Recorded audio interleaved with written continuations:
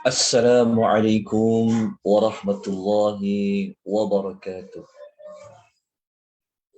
Alhamdulillahilladzi bini'matihi tatimmus salihat wassalatu wassalamu ala Rasulillah wa ala alihi wa sahbihi wa man wala. Amma ba'd. Muslimin dan muslimat, tuan-tuan dan puan-puan rahimani wa rahimakumullah. Alhamdulillah, kita memperbanyakkan pujian kita kepada Allah Subhanahu Wa Taala pada malam ini seperti yang dijadualkan. Allah memberikan keizinan kepada kita untuk kita sama-sama mengambil manfaat daripada tajuk yang kita bicarakan, mencari hikmah di sebalik pembukaan dan penutupan surah-surah di dalam Al-Quranul Karim. Di antara objektif utama pengisian seperti ini adalah ingin memudahkan cara kita memahami isi kandungan ayat-ayat yang terkandung bagi setiap surah. Kita sudah berada ataupun kita dah sampai kepada surah-surah yang pendek. Yang mana surah-surah pendek ini ia banyak berada pada juzuk yang ke-30. Kita telah sampai selesai surah Al-Adiyat, yang mana pada malam ini insya-Allah kita akan masuk kepada surah yang berikutnya, iaitu bermula daripada suratul Qari'ah sehingga kepada surah Al-Ma'un. Malam ini kita akan bincangkan lebih kurang 7 surah, yang mana ketujuh-tujuh surah ini kita akan melihat sudut pembahagian utama, yang mana 7 surah ini kita tidak melihat sudut ada pembukaan dan penutupan. Kita menggunakan kaedah yang kedua, kita melihat pada segmen. Kita melihat kepada pembahagian kumpulan-kumpulan ayat. Kita rujuk kepada nota yang ada saya bekalkan kepada tuan-tuan dan puan-puan. Jadi kita terus kepada suratul Al-Qari'ah. Suratul Al-Qari'ah, kalau tuan-tuan ingin merujuk ayat dan terjemahan ayat di dalam Al-Quran, dia berada pada muka surat yang ke-600. Suratul Qari'ah mengandungi 11 ayat. Daripada 11 ayat tu, macam mana kita boleh melihat sudut pada pembuka dan penutup telah kita maklumkan sebentar tadi, kerana ayat-ayatnya pendek. Lepas tu ada pelbagai isu, walaupun ayat dia pendek, maka kita menggunakan cara yang kedua, kita membahagikan 11 ayat ini kepada bahagian-bahagian yang tertentu. Jadi kita akan membahagikan suratul Qari'ah ini kepada dua bahagian. 11 ayat kita bahagikan, ada ayat berada pada bahagian yang pertama, ada ayat dia berada pada bahagian yang kedua. Sebelum kita masuk kepada pembahagian ayat-ayat kepada dua bahagian utama, izinkan saya menyebutkan apakah sebenarnya tujuan bagi suratul Qari'ah. Tidak ada surah yang Allah turunkan melainkan ia mempunyai tujuan. Begitu jugalah dengan suratul Al-Qari'ah. Surah Al-Qari'ah ni surah yang Allah menerangkan apakah kesan daripada Al-Qari'ah itu terhadap manusia dan juga apa yang berlaku kepada gunung ganang. Okay. Al-Qari'ah, bagi sesiapa yang sudah mengikuti modul penamaan surah, telah kita jelaskan bahawa Al-Qari'ah ini dia adalah tentang hari kiamat. Tapi spesifiknya adalah tentang perkara yang memberikan pukulan yang sangat kuat. Memberikan getaran kepada jiwa kita, kepada hati kita. Jadi kesimpulannya, surah Al-Qari'ah, dengan nama Al-Qari'ah itu, Allah Ta'ala nak bagi tahu kepada kita macam mana Al-Qari'ah ini kalau dia datang, dia akan memberikan kesan yang besar kepada manusia dan juga kepada gunung ganang. Mari kita melihat 11 ayat surah Al-Qari'ah ini, kita pecahkan kepada dua bahagian. Bahagian yang pertama, kita ambil ayat pertama sehinggalah ayat yang kelima. Yang mana ayat pertama sampai ayat kelima, kita boleh letakkan apa tajuk dia adalah tentang hakikat Al-Qari'ah. Maksudnya, 5 ayat pertama menceritakan tentang apa itu Qari'ah. Bagaimana dengan Al-Qari'ah itu? Daripada cerita Al-Qari'ah ni, maka kita boleh perincikan lagi kesan dia kepada manusia dan kesannya kepada gunung ganang. Kalau nak lebih jelas lagi, 5 ayat pertama ni, maka kita kena tengoklah ayat dia. Jadi kalau kita tengok pada ayat, kita akan jumpa 5 ayat pertama tu, 3 ayat yang awal Allah ulang tentang Qari'ah, Al-Qari'ah, Al-Qari'ah. Sebab itu kita boleh bahagikan 5 ayat pertama sebenarnya menceritakan tentang keagungan Al-Qari'ah itu. Dalam masa yang sama, Al-Qari'ah ini dia memberi kesan kepada gunung ganang, memberi kesan kepada manusia pada ayat 4. Dan Al-Qari'ah ini, hakikat dia, kalau dia datang, ia memberi kesan kepada gunung ganang pada ayat yang ke-5. Oleh kerana itu, kita buat dia punya ringkasan pada tajuk 5 ayat pertama ni adalah menceritakan tentang hakikat Al-Qari'ah. Al-Qari'ah itu apa? Apa sebenarnya berlaku apabila datangnya Al-Qari'ah. 5 ayat pertama. Kemudian kita pergi ayat yang berikutnya. Kerana apabila kita menggunakan metod membahagikan bahagian 1, bahagian 2 atau bahagian 3 dan sebagainya, maka kita kena ambil kesemua ayat untuk diletakkan di bawah bahagian. Jadi ayat yang berikutnya sudah pastilah ayat yang ke-6. Sebab semua sekali ada 11 ayat. Maka ayat yang ke-6 sampailah ayat nombor 11, kita boleh kumpulkan ayat 6 sampai 11 ini di bawah tajuk kejadian yang lebih terperinci, ataupun kita kata kejadian yang berlaku kepada manusia setelah Al-Qari'ah itu dia berlaku. Sebab tadi kita kata bahagian pertama dia fokus tentang Al-Qari'ah saja.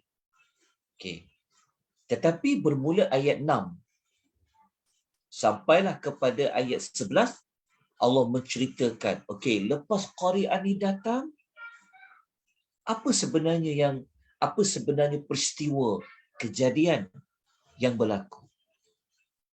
Jadi ayat 6 dan 11 ni kita akan mendapati manusia ini ada yang berbahagia mendapat syurga dan ada manusia ini yang dia menderita, sengsara, berada di dalam neraka.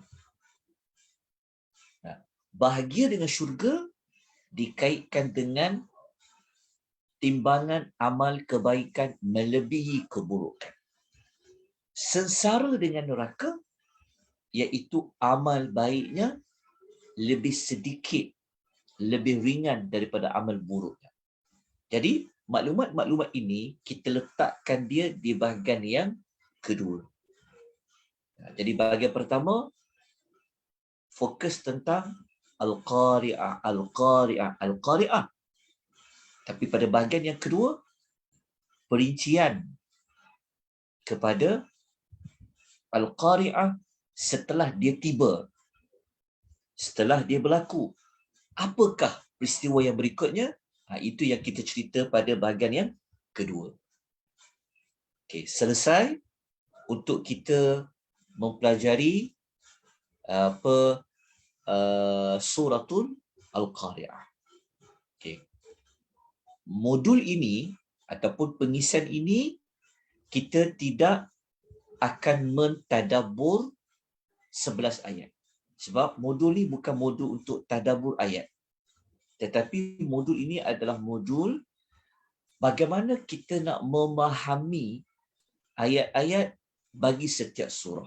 Jadi cara kita nak memahami dia, untuk kita ingat, mudah untuk kita sampaikan, maka kita boleh bahagikan dia kepada bahagian-bahagian. Moga-moga tuan-tuan boleh ingat dan mudah untuk difahami. Kemudian kita pergi kepada surah, surah At-Takatsur. Surah At-Takatsur, jumlah ayatnya lebih sedikit daripada surah Al-Qari'ah, yang mana At-Takatsur mengandungi 8 ayat. Okay. Jadi 8 ayat ni macam mana kita nak buat pembahagian dia? Okay. InsyaAllah sekejap lagi kita akan lihat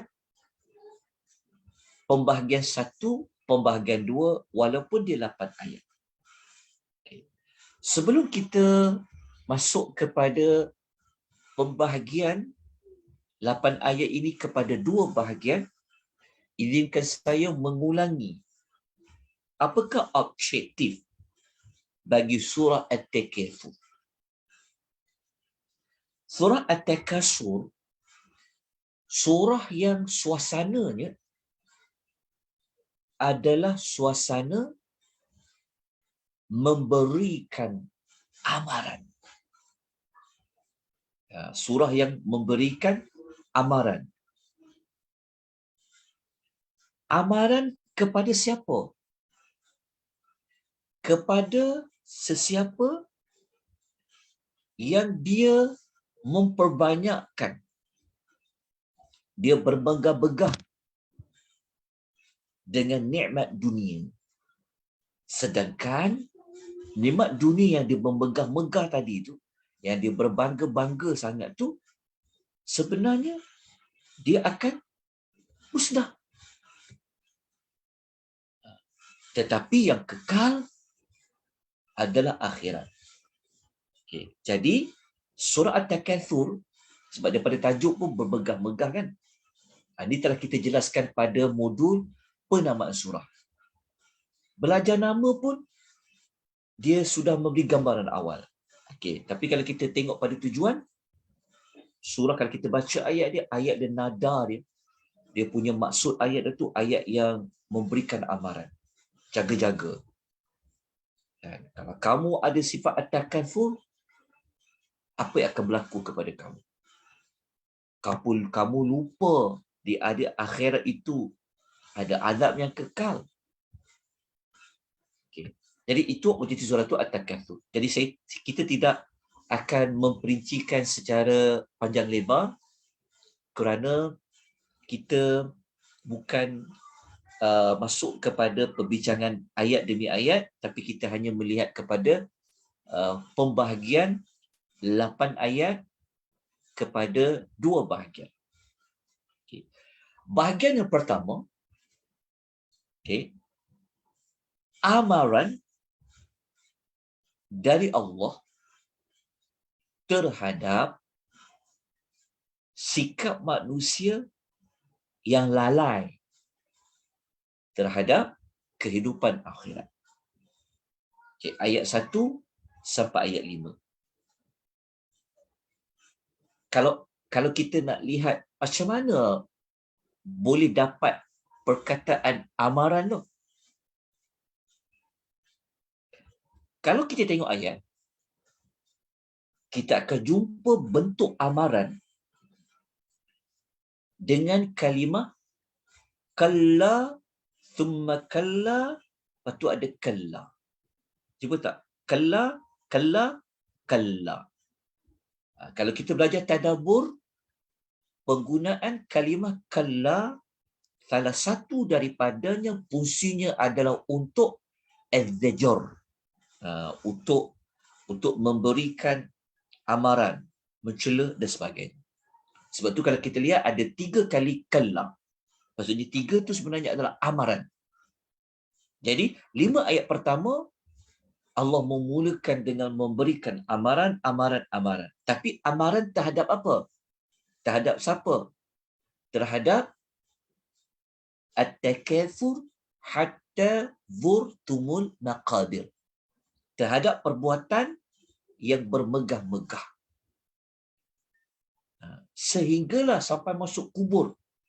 Dia punya tahap bermegah-megah dia tu. Membanyak-banyakkan dunia tu sehinggalah dia mati. Jadi perbuatan macam tu dihalang oleh Allah. Allah minta kita stop, berhenti, dengan Allah menggunakan kalla, kalla dan kalla.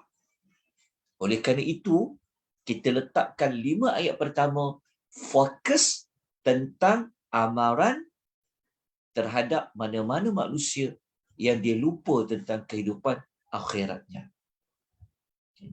Jadi ayat yang selepas dia, kalau ini 5 ayat, masih berbaki lagi berapa ayat? 3 ayat. Ayat 6, ayat 7 dan ayat 8. So ayat nombor 6, 7 dan 8 ni kita nak letak dia di bawah tajuk apa? Okay. Jadi kita letakkan 3 ayat yang hujung tu pada bahagian yang kedua, masih lagi amaran, tapi kita letakkan satu maklumat lain, kita letakkan pembuktian terhadap amaran. Kalau 5 ayat pertama tadi Allah hanya memberikan amaran, kalla, kalla, kalla. Okey. Tapi pada 3 ayat yang terakhir, pada bahagian yang kedua ni, Allah menyebutkan secara lebih terperinci, spesifiknya. Apa itu? Apa bentuk amaran tu? Kan, kalau sebelum ni, amaran. Tapi ayat yang selepasnya, 6 sampai 8, Allah menyebutkan tentang, amaran yang telah diberikan pada 5 ayat pertama tu. Nak tahu apa dia? Itu kita akan jumpa perkataan al-jahim. Okay, kita tengok dia punya ayat dia. Kita akan jumpa perkataan al-jahim, iaitu neraka. Kenapa kita kata ada pembuktian? Bukti kerana pada ayat 6, ayat 7, kalau ayat 6, la tarawunna, kamu akan lihat. Lihat tu maksudnya kita tengok depan mata. Kalau 5 ayat pertama, amaran kan? Ya ke amaran tu akan berlaku? Ayat nombor 6 kata, ya, pasti kau akan lihat dia. Jadi lihat apa? Al-Jahim. Jadi Al-Jahim itu sebenarnya adalah amaran pada 5 ayat pertama tu. Okey. Tengok Al-Jahim tu depan mata. Kemudian la tarawunnaha, kamu akan melihat dia dengan ainal yaqin. Okey. Jadi ayat 6, ayat 7 dan ayat 8 kita letakkan dia pada maklumat pembuktian amaran, ataupun kalau kita nak tukar ayat dia, amaran yang dijelaskan.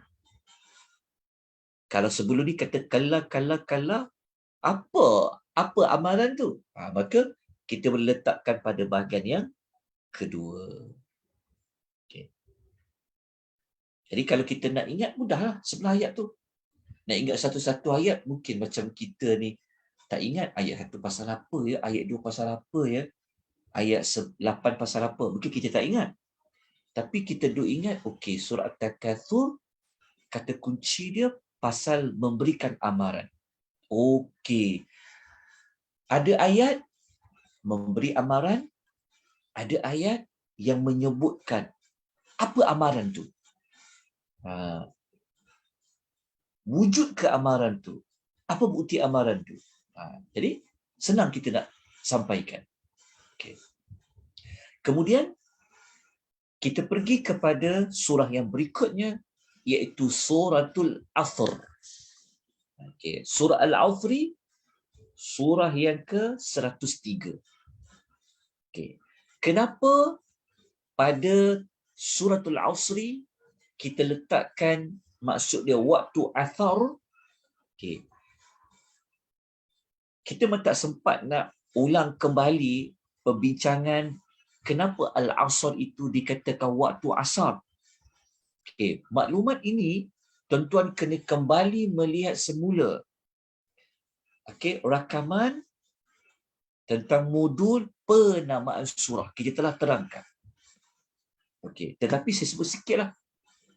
Okay. Kenapa memilih Suratul Asri? Ada mengatakan Asri maksudnya demi masa. Betul, demi masa. Okay. Dalam banyak-banyak masa, ada masa apa? Ada masa asar. Kenapa memilih untuk kata itu waktu asar? Kerana waktu asar ni tak panjang.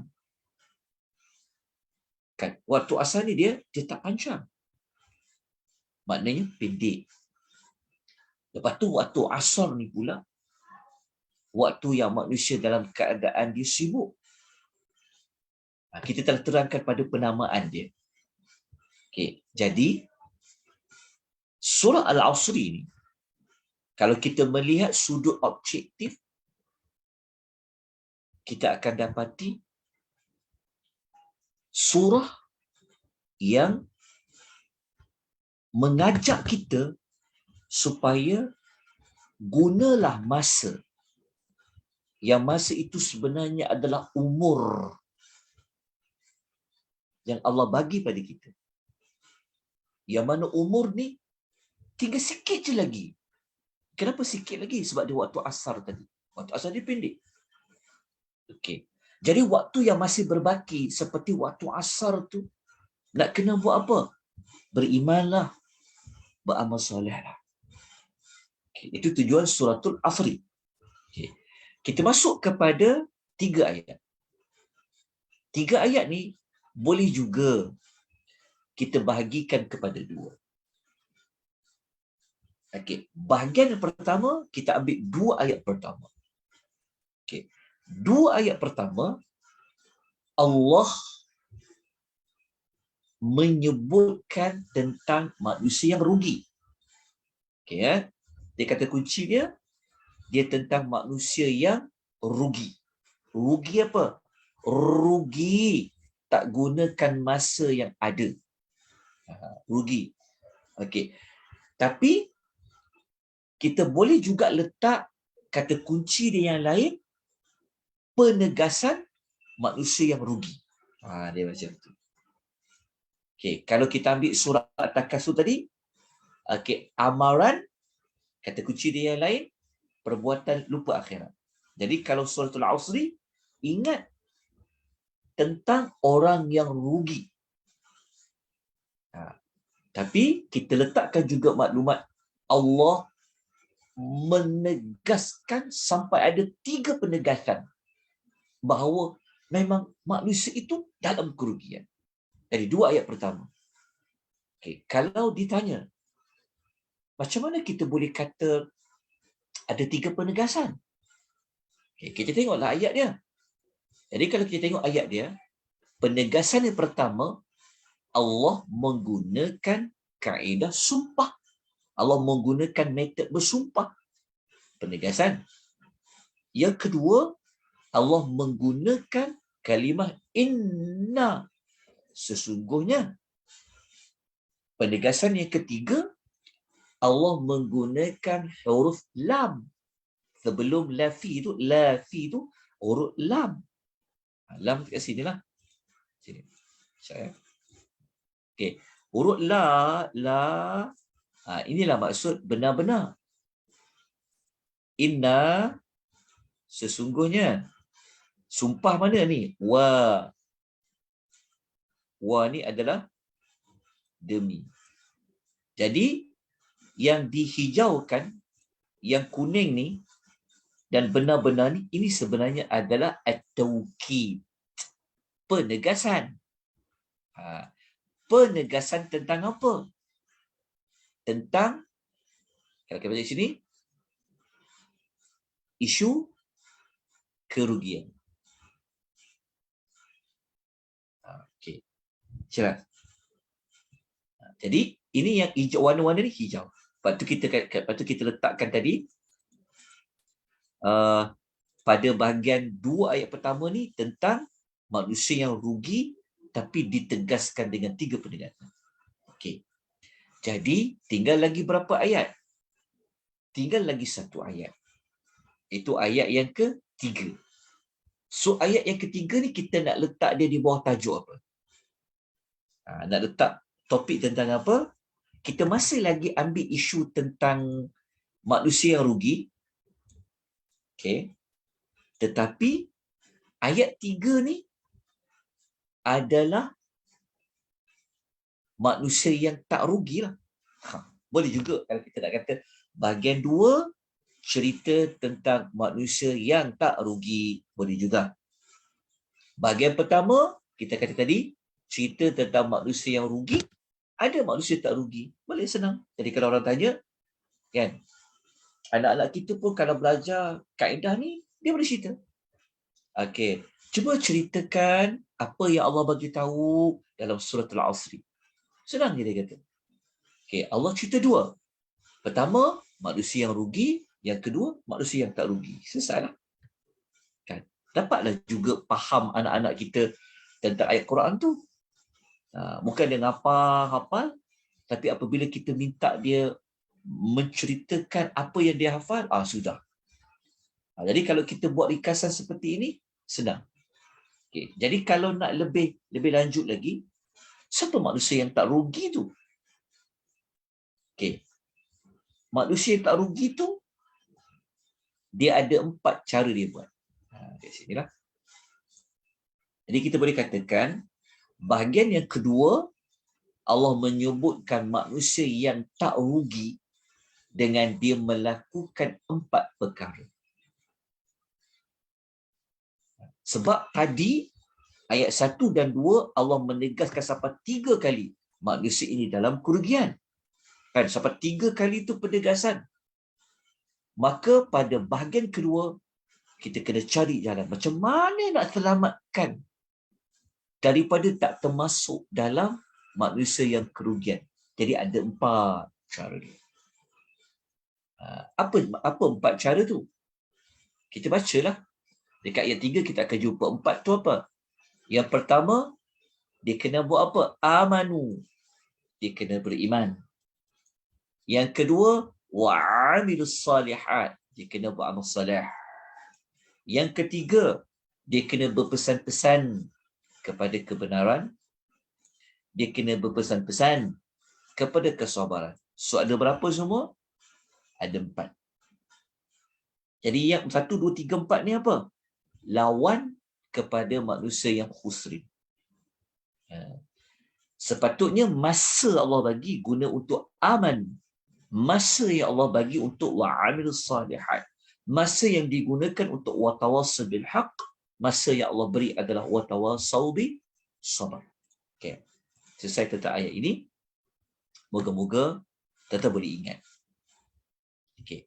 Kemudian kita pergi kepada surah Al-Humadah. Okey. Surah Al-Humadah,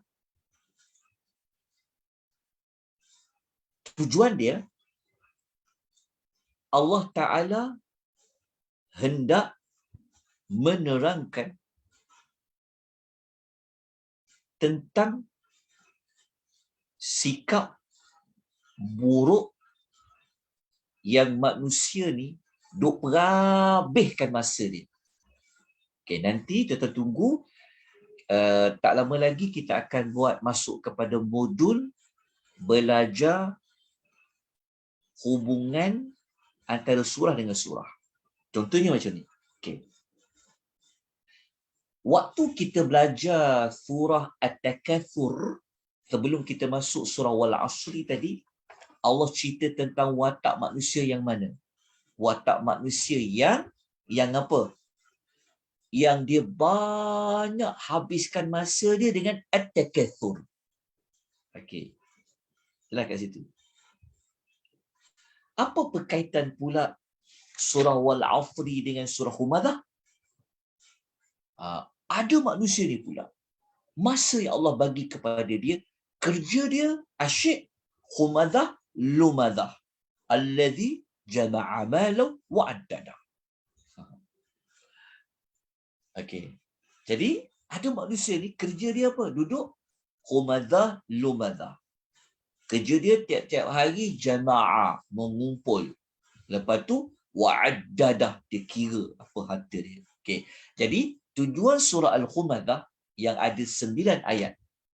Okey, Allah nak bagi tahu kepada kita apa yang Allah akan timpakan kepada orang yang mengumpulkan harta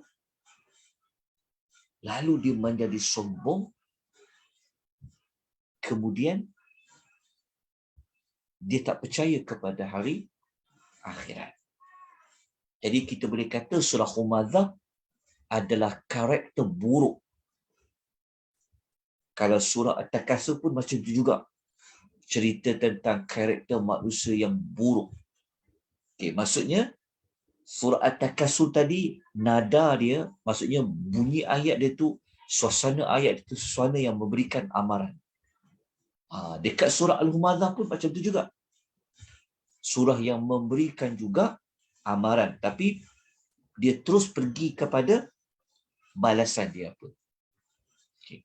Kita tengok kaedah mengumpulkan 9 ayat dengan kita asingkan 9 ni, kita nak letakkan dia di bawah tajuk apa. Okay, topik yang lebih spesifik dia. Okay.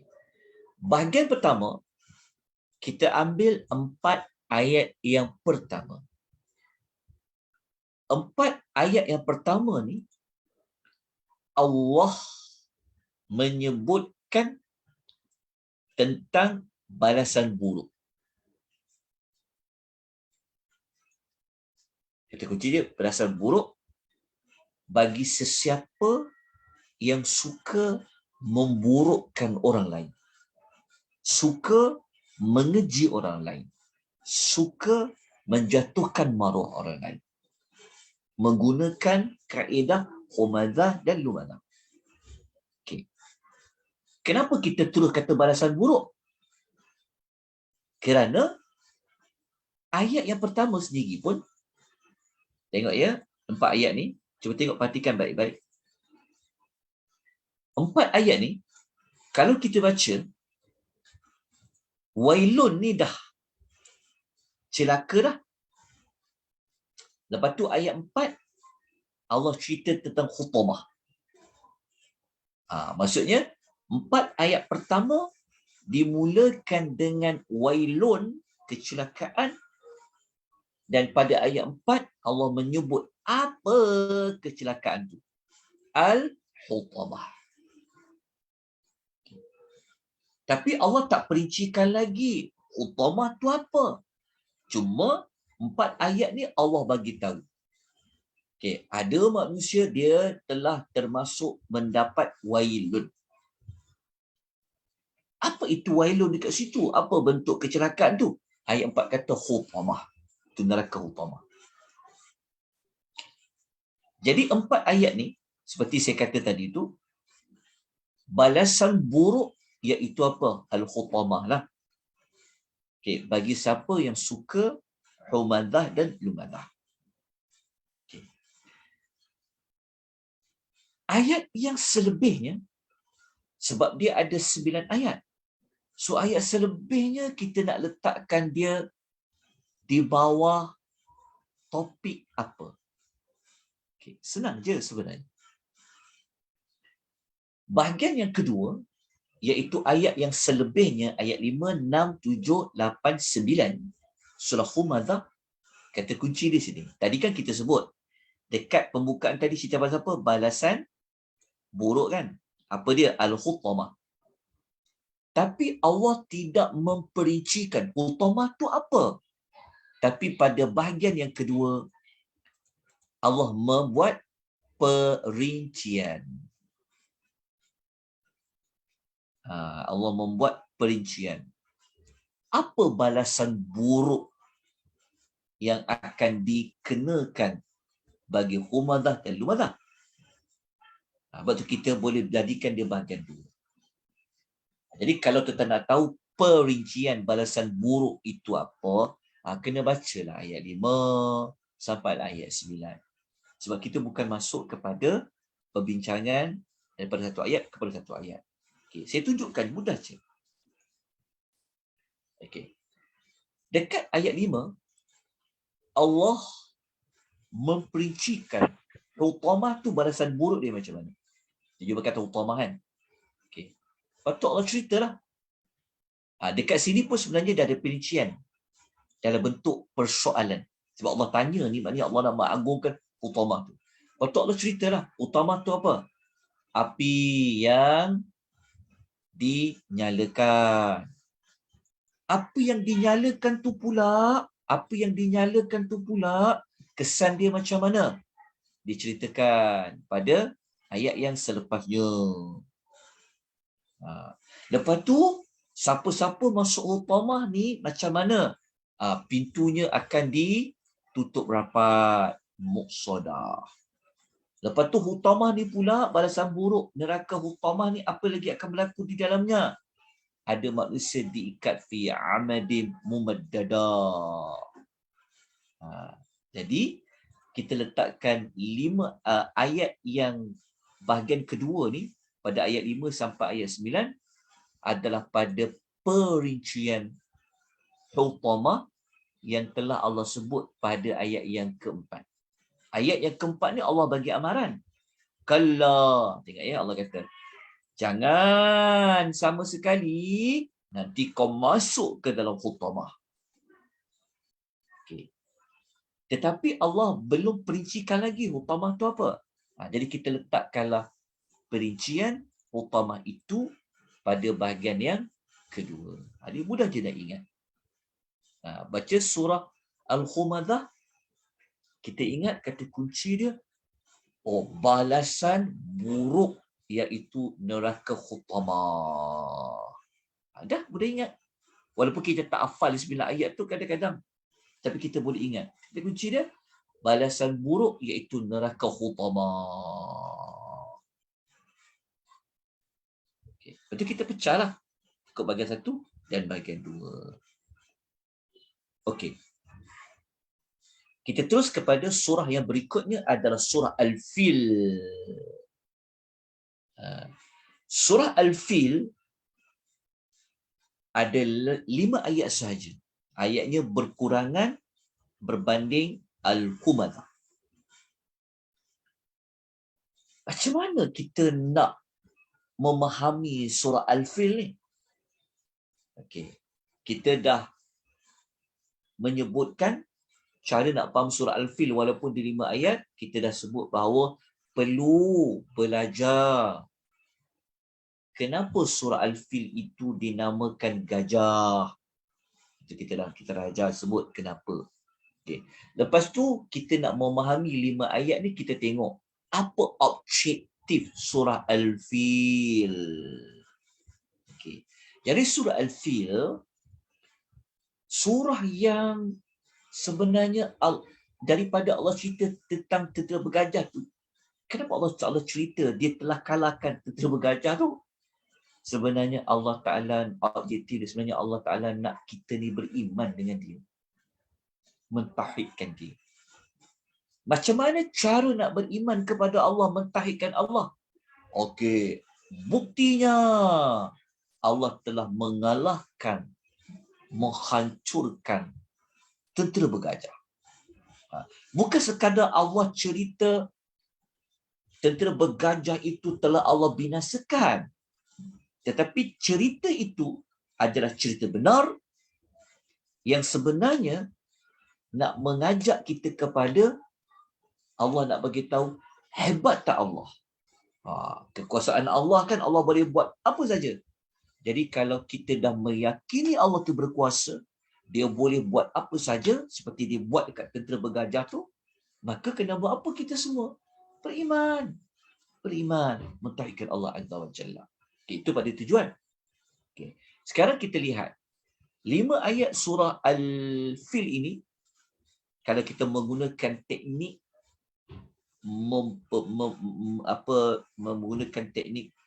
mengumpulkan ayat kepada bahagian-bahagian, sebab dia surah pendek, jadi kita pecahkan dah hanya kepada 2 bahagian sajalah. Okey, bahagian pertama kita ambil 2 ayat pertama.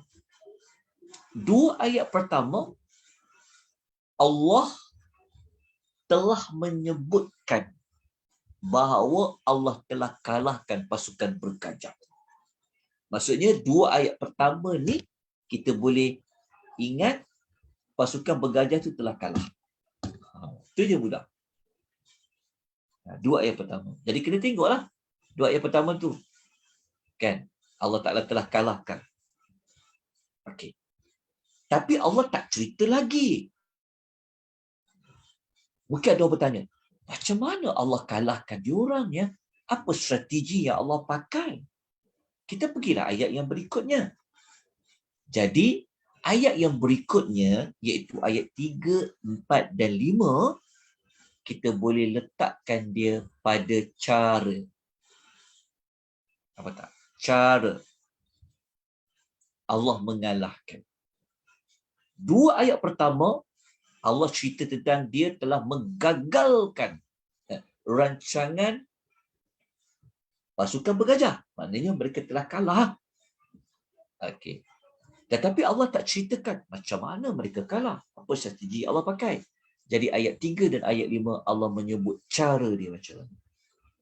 Okey, so cara dia, tengoklah ayat 3 sampai 5. Allah buat apa?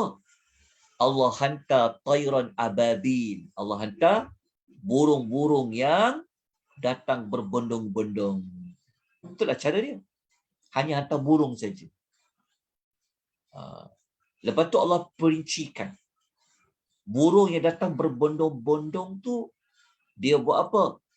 Dia melontar batu-batu masjid.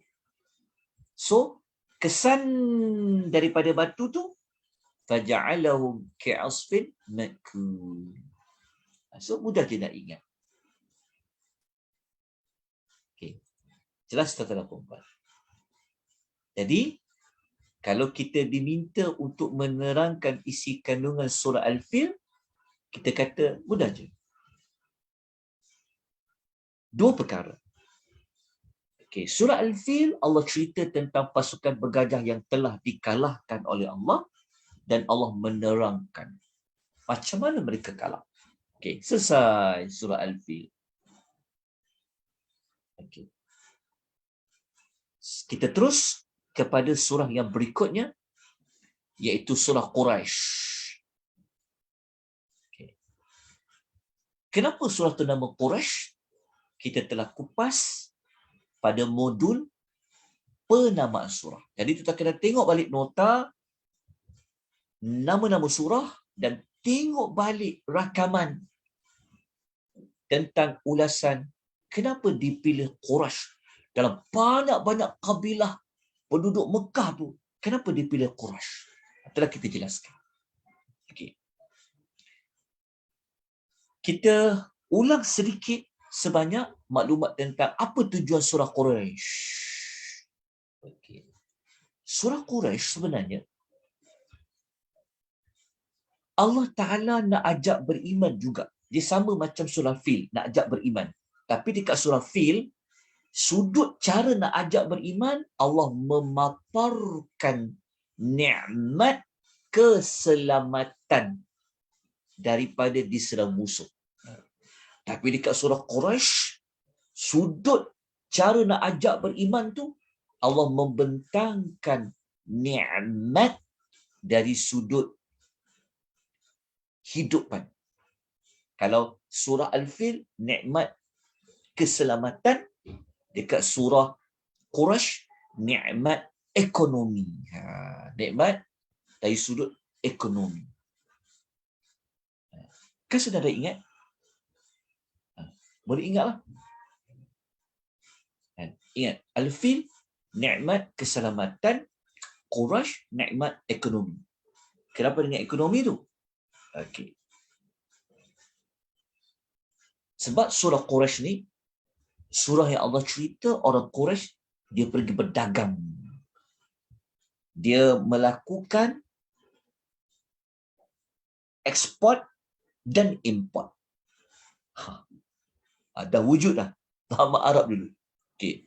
Tetapi bukan sekadar nak bagi tahu maklumat tu. Tapi tujuan dia nak ajak, berimanlah kepada Allah. Tauhidkan Allah tu.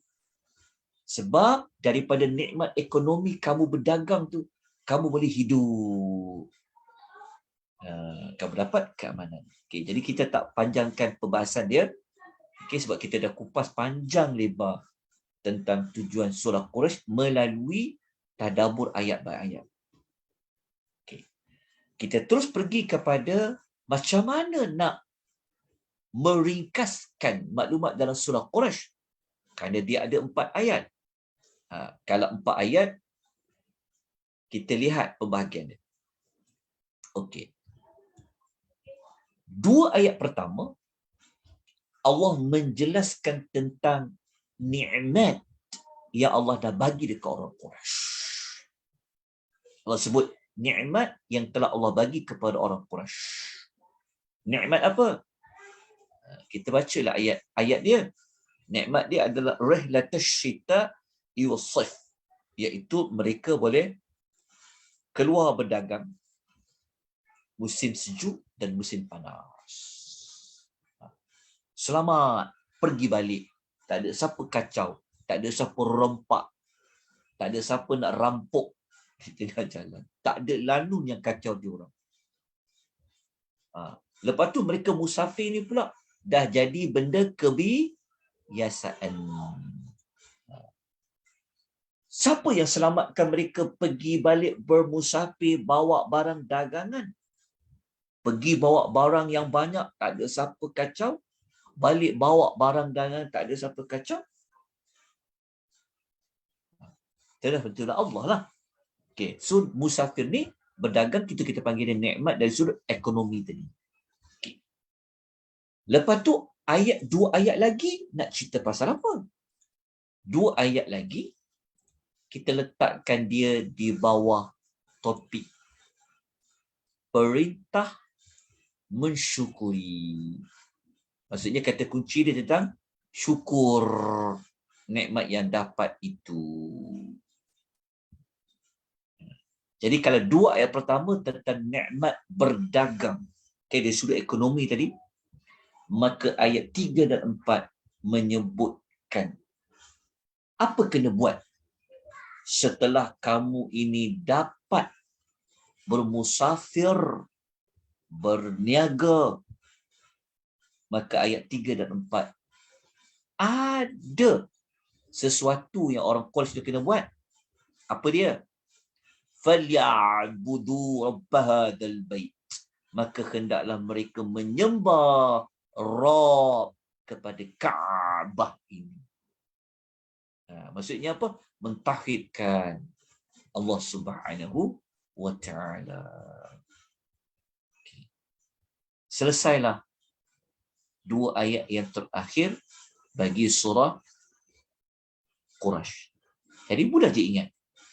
Surah Quraisy tentang apa ya? Okey, surah Quraisy kata kuncinya nikmat ekonomi ataupun nikmat dapat import dan ekspor buat trading kan. Okey. Tapi bukan sekadar nak paparkan nikmat tu je. Tapi Allah minta balas mensyukuri nikmat itu. Dia sudah apa? Menyembah Allah Subhanahu wa taala. Dan surah yang terakhir malam ni adalah surah Al-Ma'un. Surah yang ke 107. Okay, Al-Ma'un. Surah Al-Ma'un ayat dia lebih banyak daripada surah Quraisy. Kerana ayatnya ada 7 ayat. Jadi surah Ma'un ni sebenarnya cerita tentang apa? Sebelum saya masuk kepada tujuan dia, saya nak pergi dulu kepada bahagian. Nanti baru saya pergi kepada tujuan. Okay. Surah Al-Ma'un ni, dia ada berapa ayat? 7 ayat kan? Okey. 7 ayat tu, kita ambil ayat pertama menjadi bahagian satu. Satu ayat je ke? Untuk bahagian pertama? Boleh ambil satu ayat je. Kenapa? Kerana ayat pertama ni sebenarnya Allah menceritakan tentang ada manusia tak percaya pun ada hari pembalasan tu. Allah menceritakan tentang watak manusia yang dia tak percaya kepada bidin. Tengok ayat 1. Ara'aital ladzi yukadzibu bidin. Tahukah engkau orang yang mendustakan agama, maknanya hari pembalasan. Itu ayat pertama. Okay, maksudnya ada manusia yang dia menolak tentang hari pembalasan tu ada di hari akhirat. Okay. Lepas tu 6 ayat yang lain tu nak letak di bawah topik apa? Mudah je. 6 ayat yang terakhir iaitu bermula ayat 2, 3, 4, 5 dan 6. Apa ayat 6? Maafkan saya, bukan sampai ayat 6 ni. Dia sebenarnya ayat 7. Maafkan saya tersalah. Dia sampai ayat 7. Okey. So ayat 2 sampai 7 kita letakkan di bahagian 2. Dia punya tajuk dia apa? Kesan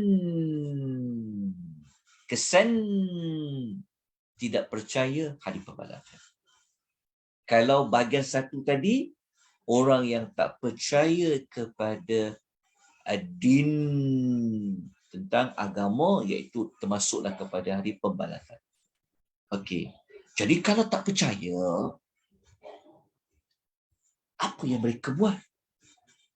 Jadi 6 ayat yang selepasnya menceritakan, nak tahu tak apa jadi dekat diorang ni? Apa kesan kehidupan mereka ni? Jadi kena tahulah kesan dia, kena bacalah ayat 2 sampai ayat 7. Jadi kesan dia mudah saja. Kesan dia, ya, kita baca ayat ni. Kesan buruk dia, kalau tak pecah hari kiamat, pertama yang dia abaikan anak yatim. Dia zalimi anak yatim. Lepas tu pula, dia tak peduli orang miskin ni cukup makan ke, tak cukup makan ke, ada tu kisah. Orang tak percaya hari pembalasan. Lepas tu, apa lagi kesan dia lain? Dia sembahyang, dia bermasalah. Alladzina an salatim sahun. Apa lagi kesan dia? Kalau dia buat ibadat yura'un, nak menunjuk. Apa kesan lagi kepada mereka? wa yamna'unal ma'un. Mereka menjadi orang yang bakhil, nak meminjamkan barang-barang yang boleh dimanfaatkan. Lepas tu kita katakan ayat 2 sampai 7 kita buat tajuk apa tadi? Kesan daripada bahagian 1. Okay. Lepas faham yang ni, kita pergilah kepada tujuan dia. Surah Al-Ma'un, 7 ayat tu sebenarnya Allah nak beritahu apa impak buruk kalau tak percaya adanya hari kiamat. Apa impak buruk dia? Dia membawa kepada hilang nilai kemanusiaan tu, hilang. Nilai kemanusiaan yang memikirkan orang-orang di sekeliling hilang. Maknanya apa? Kenapa? Dia tak jaga langsung hati anak yatim, abaikan. Orang miskin pun dia tak ambil tahu. Sebab apa? Sebab dia berfikir tak ada hari pembalasan. Jadi, buat apa nak susah-susah bagi perhatian dekat anak yatim? Buat apa susah-susah nak fikir orang miskin ada makan ke tak makan? Okey, itu dipanggil nilai kemanusiaannya telah rosak. Okey, kenapa dia jadi rosak? Kerana dustakan hari kiamat. Lepas tu pula surah Al-Ma'un, dia ada kaitan juga, bukan nilai dengan manusia, nilai dengan Allah pun jadi rosak.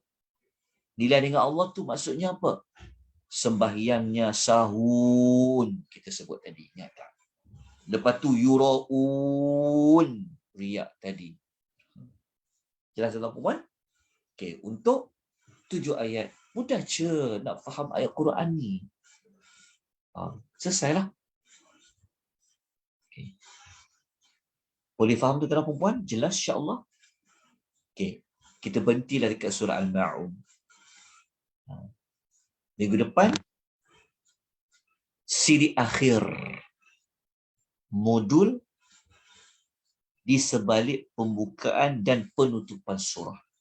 Minggu depan kita belajar lagi 7 surah. Bermula daripada Al-Kautsar sampailah surah An-Nas. Jadi minggu depan kita akan mengakhiri modul yang kita mulakan. Modul ni di sebalik pembuka dan penutup ni sebenarnya bermula pada Ramadan yang lalu. Okey. Jadi kita tamatkan. Okey. Moga-moga ya modul ini membantu kita memahami dengan cepat setiap ayat-ayat yang berada pada setiap surah. Tapi kalau nak lebih lagi jelas, sudah pasti kena melalui modul tadabbur daripada satu ayat kepada satu ayat. Okay, selesailah surah Al-Ma'un. InsyaAllah. Nanti kita akan belajar surah Al-Kautsar minggu hadapan. InsyaAllah. Baik, saya buka.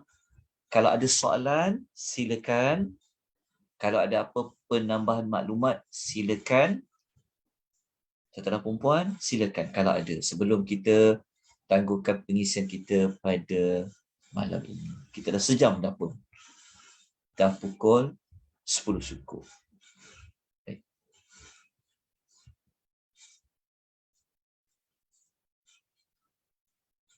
Okey. Ada pertanyaan?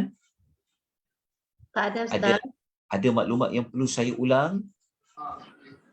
Tak ada. Okey. Kalau begitu, sudah pasti kita mulakan dengan Alhamdulillah, kita juga mengakhiri dengan Alhamdulillah.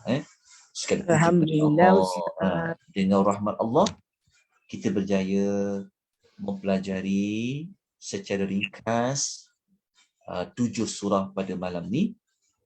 Moga-moga Allah mempertemukan kita sekali lagi pada minggu depan untuk kita menghabiskan 7 surah yang masih lagi berbaki. Semoga kefahaman kita tentang Al-Quran ini semakin bertambah dan kita mendapati bahawasanya tak susah sebenarnya untuk memahami Al-Quranul Karim dengan kita mengikuti beberapa teknik untuk memahami ayat Quran. Antara tekniknya melihat kepada pembukaan dan penutupan, serta melihat kepada pembahagian kumpulan ayat. Segala kelemahan kekurangan saya mohon ampun dan maaf.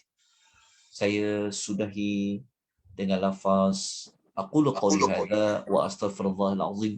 Wabillahi taufiq wal hidayah. Wassalamu alaikum warahmatullahi wabarakatuh. Jazakallah khairan. Wa antum Ustaz. jazakallahu Barakallahu khair wa fikum barakallahu.